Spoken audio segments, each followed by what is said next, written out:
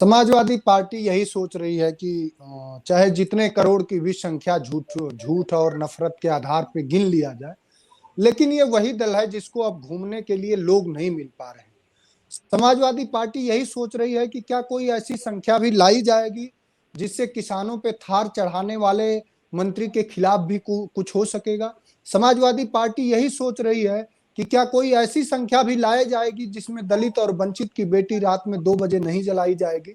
Samajwadi party ये सोच रही है कि 69,000 शिक्षक भर्ती जब उत्तर प्रदेश में हुई है तो 22,000 दलितों वंचितों का हक एक स्वजाति को दे दिया गया और अपने हक हेतु जो छात्र अहिंसात्मक तरीके से संवैधानिक तरीके से लखनऊ में अपना हक मांग रहे थे, तो 61 दलितों और पिछड़ों के छात्रों को, बच्चों को नौकरी देने के बजाय योगी की बर्बर सरकार ने उन्हें जेल भेज दिया है। तो समाजवादी पार्टी यही सोच रही है।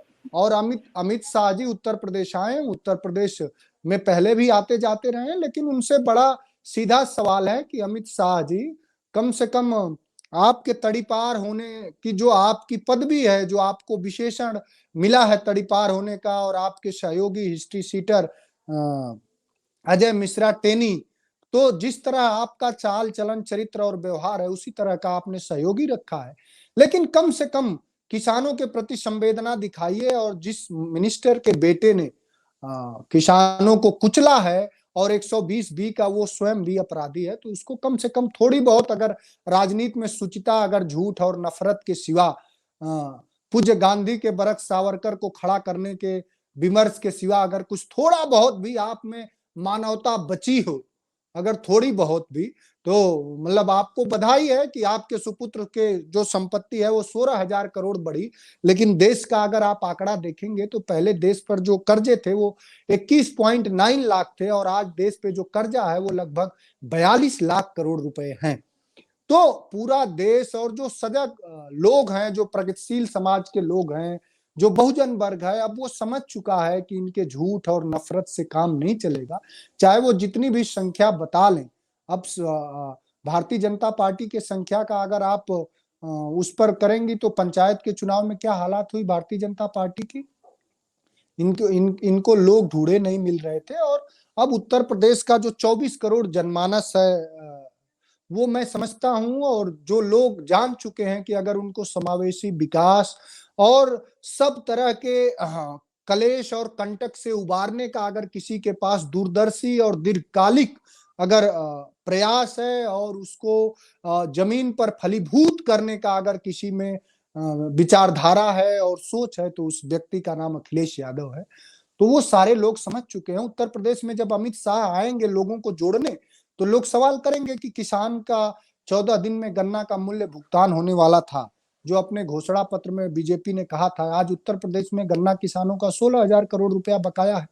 उत्तर प्रदेश के नौजवान पूछेंगे कि क्यों शाह जी, आपका ने तो 70 लाख रोजगार की घोषणा करी थी, आज तो आप जेल में। रोजगार के सवाल पर जो नौजवान अपनी बात कहना चाह रहे हैं उन्हें योगी सरकार जेल भिजवा रही है। माताएं बहनें पूछेंगी कि कहाँ बेटी बचाओ बेटी पढ़ाओ का जो आपका नारा था, उसके पीछे चिन्मयानंद जैसे बर्बर और चिन्मयानंद जैसे दुराचारी के पीछे योगी खड़े नजर आते हैं। और उत्तर प्रदेश की जनमानस पूछेगी कि एक उद्योगपति के सामने देश के प्रचार मंत्री जी दास्ता भाव में खड़े होते हैं और किसानों से मिलने नहीं आते हैं। अभी कल ही उनका बनारस में उनका प्रचार जो तंत्र था, काफी करोड़ों रुपए खर्च किए गए, और वहां अगर आप जमीन पर किसानों से बात करेंगे तो जिन किसानों की फसलों को रौंद करके साहब के लिए टेंट तंबू लगाया गया, उनके कंपनसेशन तक नहीं मिले। तो लोग सवाल करेंगे और सजग हुए हैं। कोरोना के दूसरे काल में मां गंगा में बहती लाशें, ऑक्सीजन के अभाव में दम तोड़ते लोग। और अभी आपने देखा होगा कि नौनिहालों के साथ फिरोजाबाद से लेके आगरा, मथुरा, एटा, इटावा में हर घरों से नौनिहालों की लाशें निकली हैं। तो उत्तर प्रदेश के लोग उन माओं को भी कोई आंकड़ा और सूचना बताएंगे। अमित शाह जिनसे जिनकी गोंदे सुनी हुई हैं, उसमें भी कोई ममता का कुछ अपना आके यहाँ जो है कि वही नफरती विचारधारा, या उन माओं से भी मिलेंगे जो कुव्यवस्था और दुर्व्यवस्था के कारण जिनकी गोंदे सुनी हो। रहने के लिए सब्सक्राइब करें YouTube पर।